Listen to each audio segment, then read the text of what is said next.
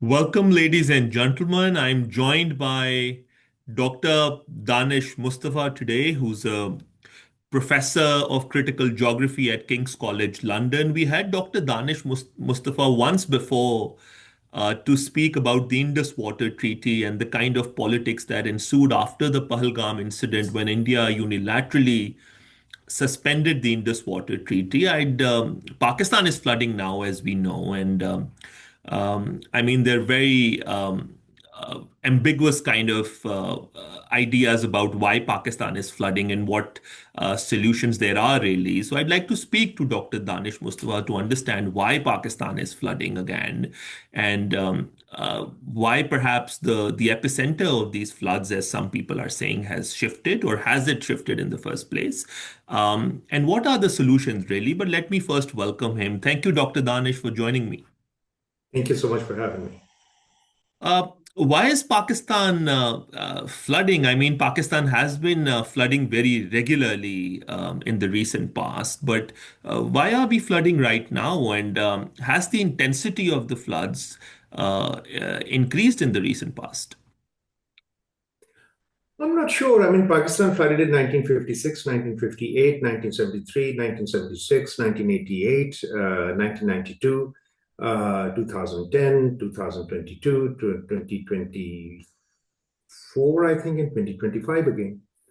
There's a flood season, and when sometimes you get exceptionally high floods, I think that these floods are, in Punjab at least, are comparable to the 1988 floods. Now, I haven't looked at the exact numbers, the cusick here, cusick there, sort of a thing. But it seems to me that in the 21st century, we have a higher frequency of very intense floods, but I have not done time series analysis at specific points of where the flooding has been reported. But I know for a fact that in Ravi and Satluj, 1988 floods were comparable. So, so you're saying that there isn't like a specific pattern that we could sort of identify based on what data points we have. Well, I mean, not on the physical side. I mean, I'm sure perhaps you could if I had the data available and I could take a look at it and do a bit of time series analysis, which I have not done. So why would I make stuff up? but I, Yeah. but I know that 1988 floods were quite comparable in Ravi and Satluj to what we are seeing today. Hmm.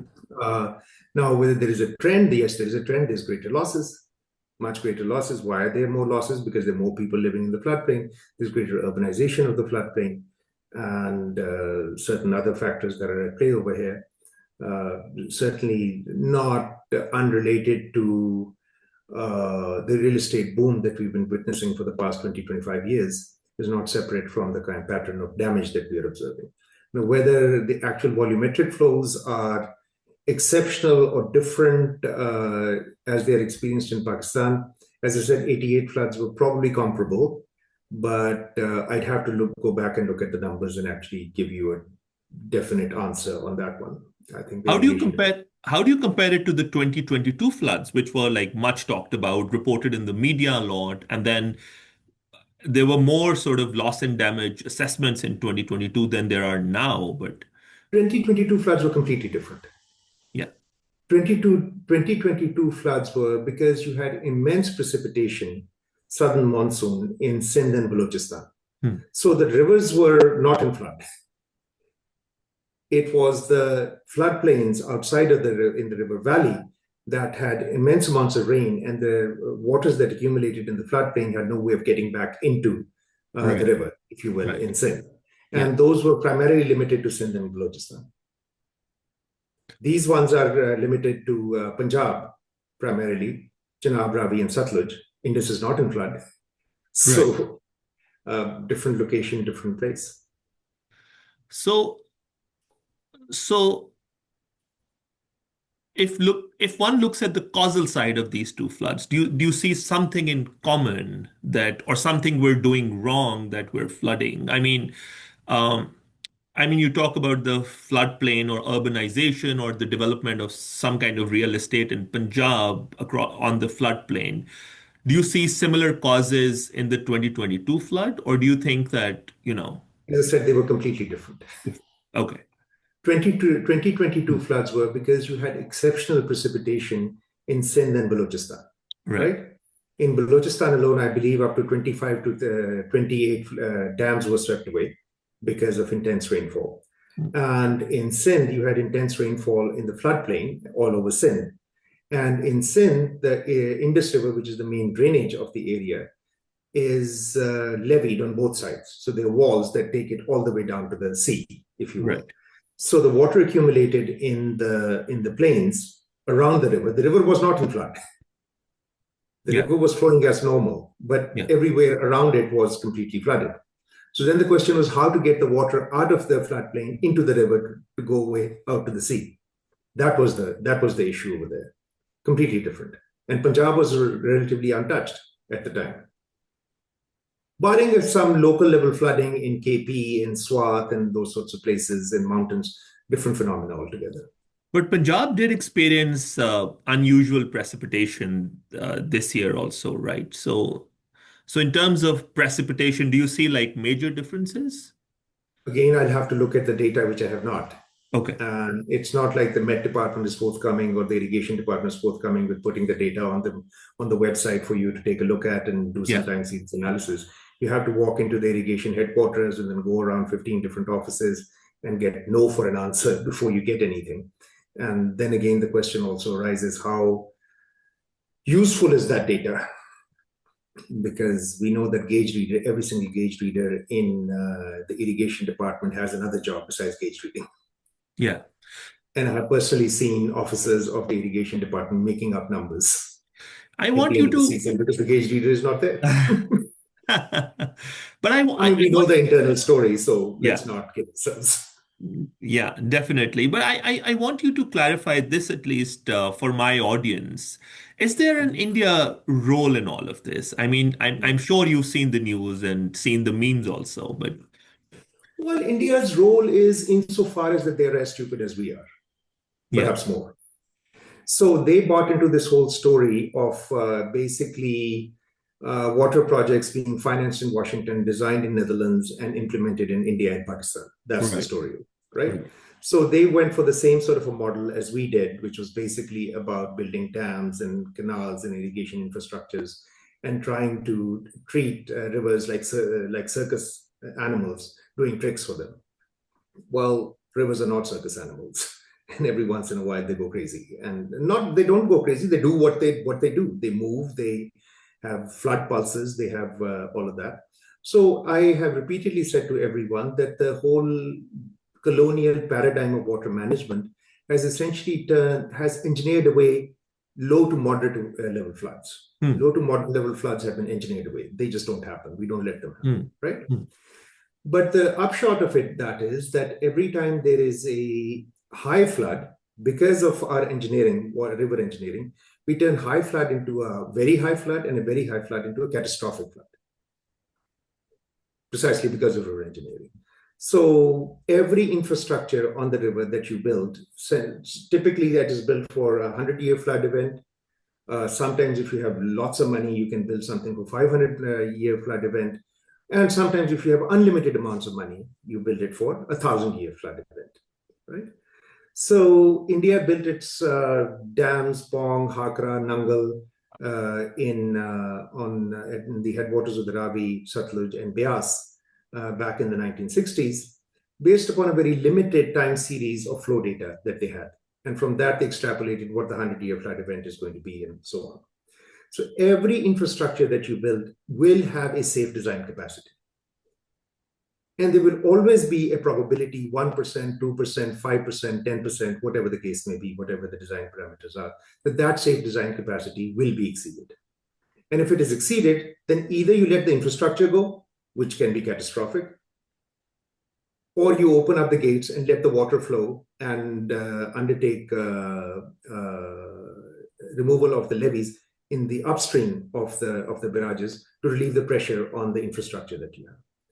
So when the flow is exceeded, when Hakra, Nangal, and Pong dams safe design capacity is exceeded, which it was in this particular case, which it does every once in a while, they have to release the water. And when they release the water, there's 200 to 300 kilometers of very densely populated, as densely populated as Pakistan, the Indian territory in the way.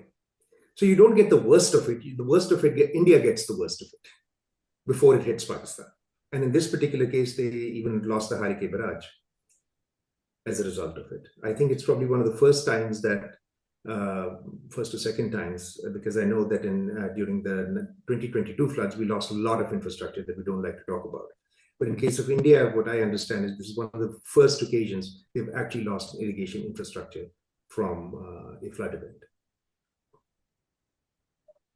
I was listening to Dr. Hassan Abbas, a water expert based in the US the other day. And No, he's based out of Wakand in Pakistan. now, Yes, okay, he lives in Wakand. he lives in Wakand. Okay. He's US trained, but he lives in Wakand. Okay, yeah. I know that he was at Michigan State University, or he was perhaps trained there at one point, right? Yeah, he got his PhD from there in hydrogeology. Right. So his idea was that he was on a media channel and he and Dr. Taimur Rahman had this very contentious kind of a debate about this. Taimur Rahman is not a water expert, and Dr. Hassan wanted to press this that, his solutions are ridiculous. But Dr. Hassan basically said something that stayed with me, and he said that you have to let the waters flow. And while Taimur Rahman kept saying that, and he said that you have to, build storage capacity, whereas Dr. Taimur Rahman said that you cannot build dams. I mean, dams are not the ultimate solution. And Dr. Hassan then said that um, you have to use the aquifers that Pakistan has, both, I think one of the two, either terrestrial or the riverine. I'm not a water expert, but I tend to forget this. But he said that you have to let the water flow, and that's the only way you could manage it, and then use the aquifers. How do you see that as a solution? I agree with him. I agree with Dr. Hassan Abbas. He's talking sense, he's talking science, he's talking reality. Right. Today, 80% of your crop water requirements are met by groundwater in fresh groundwater zones. Hmm. Right? Now, Right. this is a reality that WAPA hates, as does the irrigation department. Yeah. See, you have to understand that your irrigation system is designed for 64% cropping intensities. Right? Yeah. What 64% basically means is that you will plant third of your land. If you have 4 acres of land, you'll plant 1 acre of land for 2 seasons.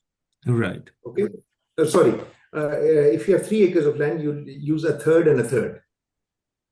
Does that make sense? For 2 seasons, or Right. 2/3 for 1 season? Right. That's the assumption.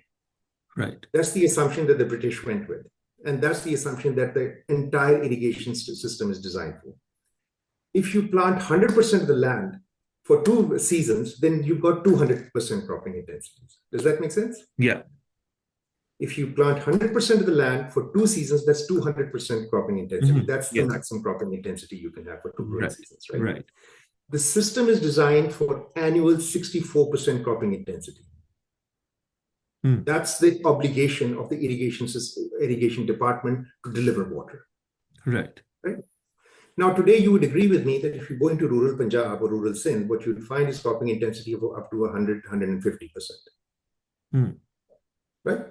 I mean, very few farmers would be doing a third of their land for 1 season, or 2/3 of their land for just 1 season. Right. Would you agree with me on that? Yeah. Yeah. So where is the extra water coming from?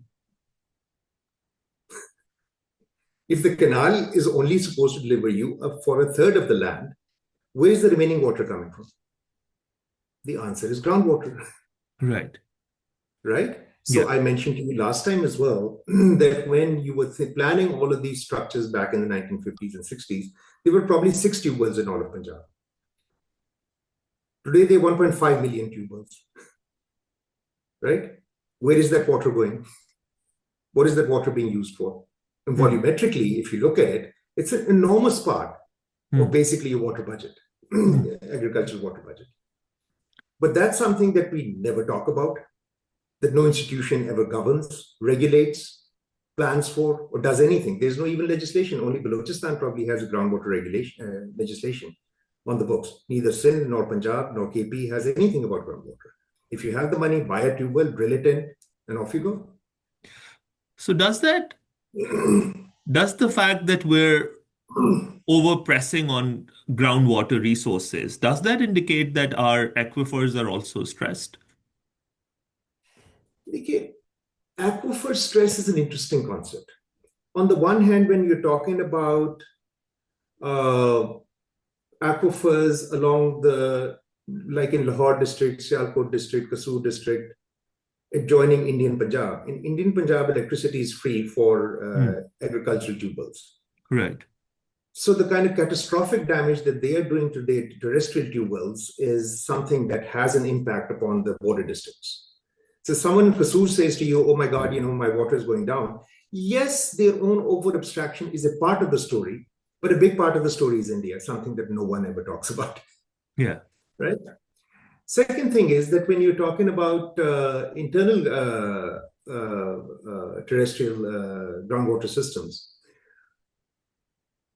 tube well extraction is a big part of the picture, but that's a part of the picture that is very easily solvable. Hmm. The reason it is not solved is because of political reasons. So is Pakistan generally water stressed? Do you think Pakistan is what? I mean, we get so much precipitation. All this water keeps coming in every year. We are flooding.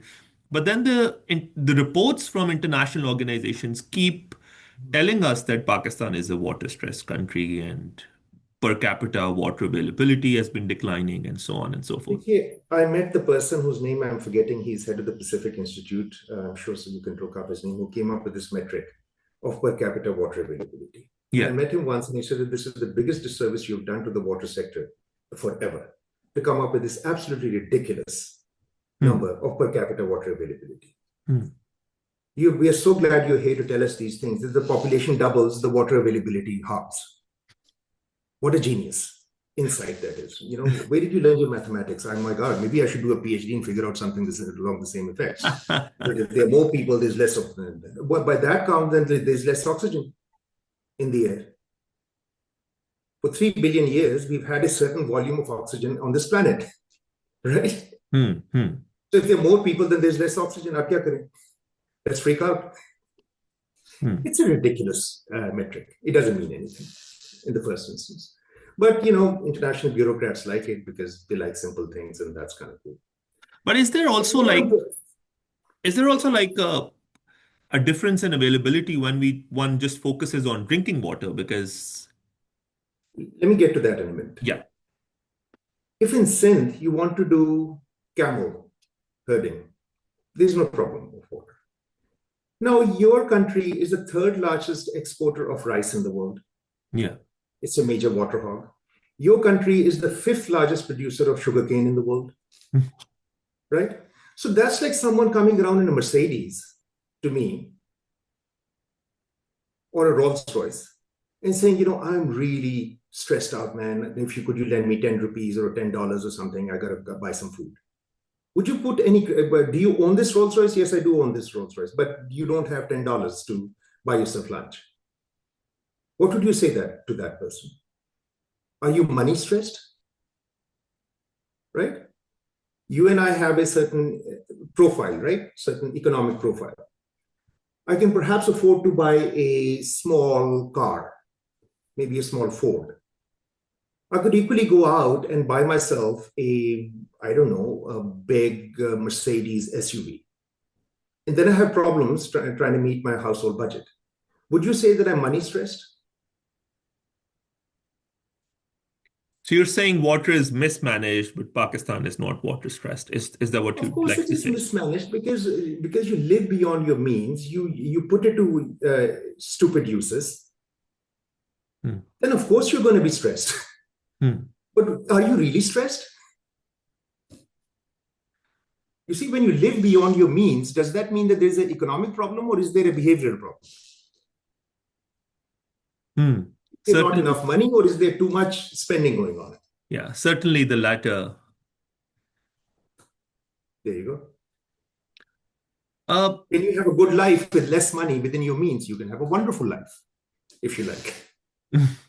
What's the solution, Dr. Danish? I mean, people are talking about a managed aquifer recharge. I don't know what that means, but you could perhaps explain what that means. One could look into that, but you see, first thing is that I am not a very clever person. I do not have the intelligence or the mental capacity to give you solutions for a country of 280 million, half the size of Western Europe. Yeah. If you were to tell me, give me a solution for Pakistan's water problems, well, would that apply equally to Gilgit-Baltistan and Balochistan? Would the water problem in Makran be same as the one in Lahore? Are the problems in Sindh comparable to the ones in KP? You see, these Pakistan level solution, this national level thinking, people do not understand that we are a very vast, diverse, big country. Solutions that apply to one particular context do not necessarily apply to a different context. Someone says, oh, should we build dams? Should we not build dams? What a stupid question. You want to But get to work. You have an option of cycling. You have an option of walking. You have an option of taking a car. You can go on a bus. You can use metro. Well, if I say, no, no, I don't want to talk about anything else, I only want to talk about a car. And if you don't go in a car, you're unpatriotic and you're an enemy of the people. Would you call me rational? You want to go from Rawalpindi to Lahore, you have 16 options. How do you get there? So shall I get bogged down in a question of whether, oh, actually, a high-speed rail system is the only patriotic way of getting from Rawalpindi to Lahore? I'm sure there's some, That's what the debate has reduced itself to.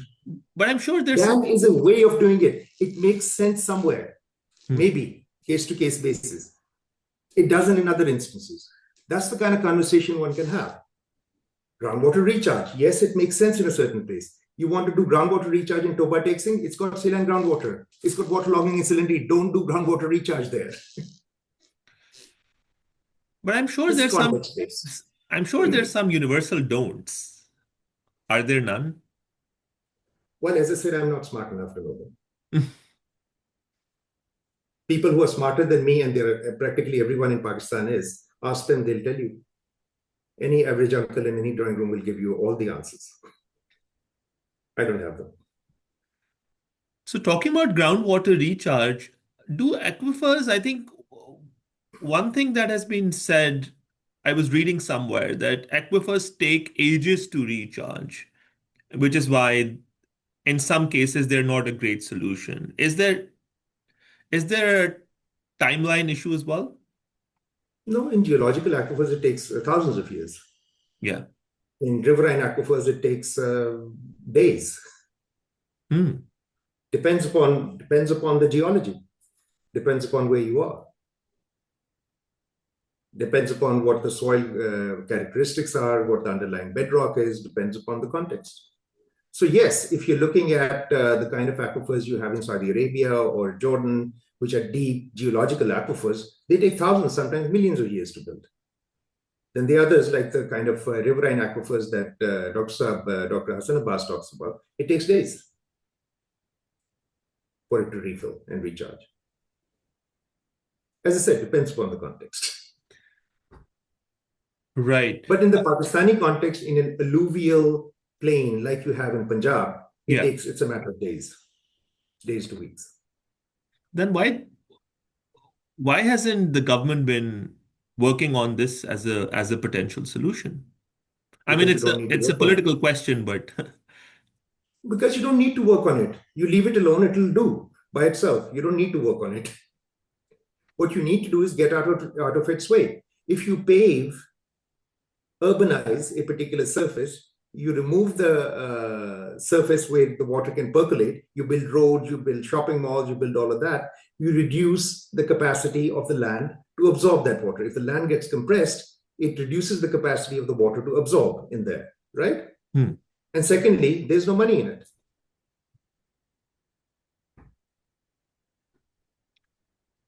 It doesn't cost you anything. So what do we do now? Get rid of all this infrastructure that we've so painstakingly built What along the infrastructure have you riverbed? built? What do we do? What have you built? All these, Ruda, DHA, Town. yeah. 80% of the land, 80% of the housing stock in the country is affordable by 1% of the population. It's a great repository of capital and money, but does it provide housing to our people? No. Go to Barrier Town, go to any sort of or DHA, go to any sort of a house, you'll find one old man and one old woman with all the kids in America living in a 4-bedroom, 6-bedroom house.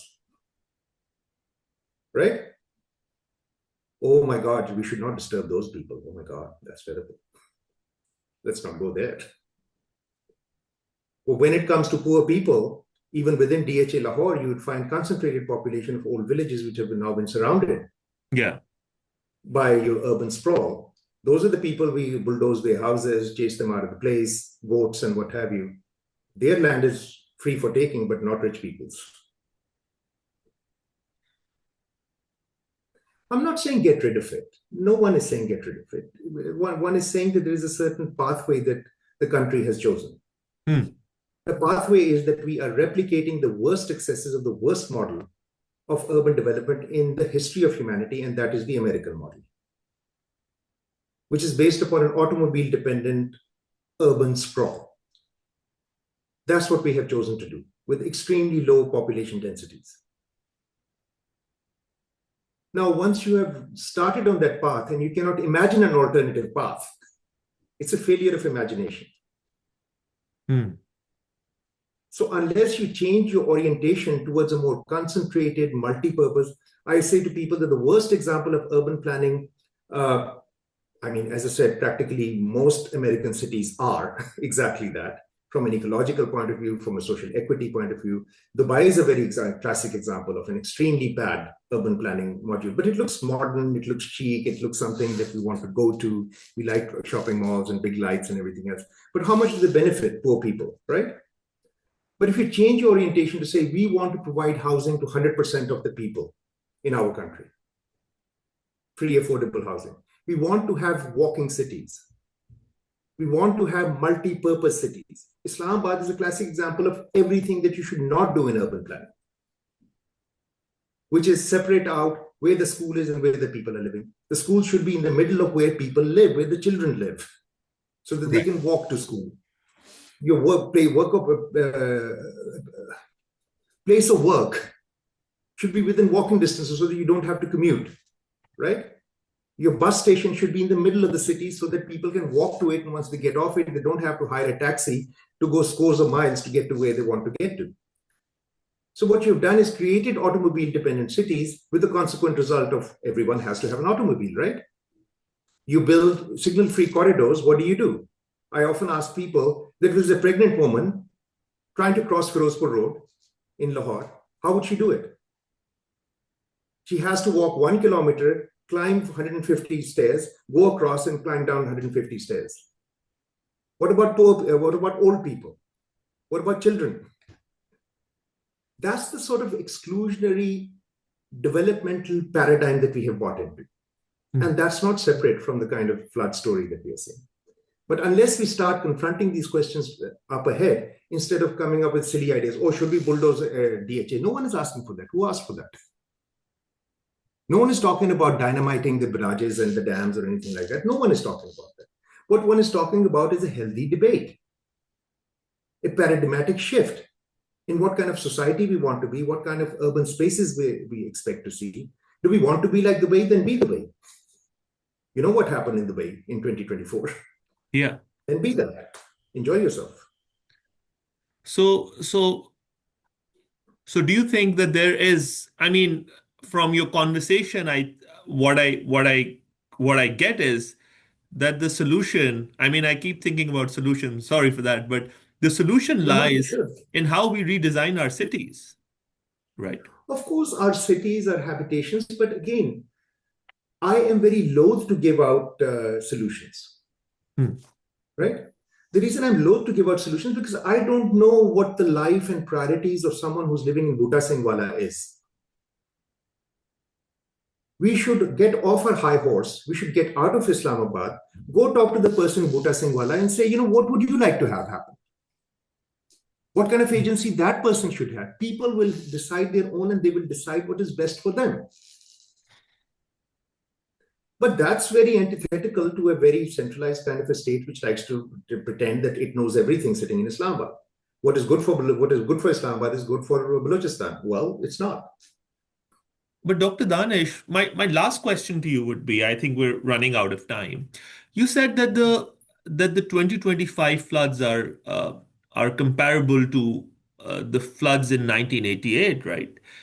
Mhm, But in 1988, we didn't have, I don't think we had very automobile dependent cities. In fact, the old Lahore or the old Sialkot was mhm. were not automobile dependent cities. In fact, those were very congested sort of old towns that we had.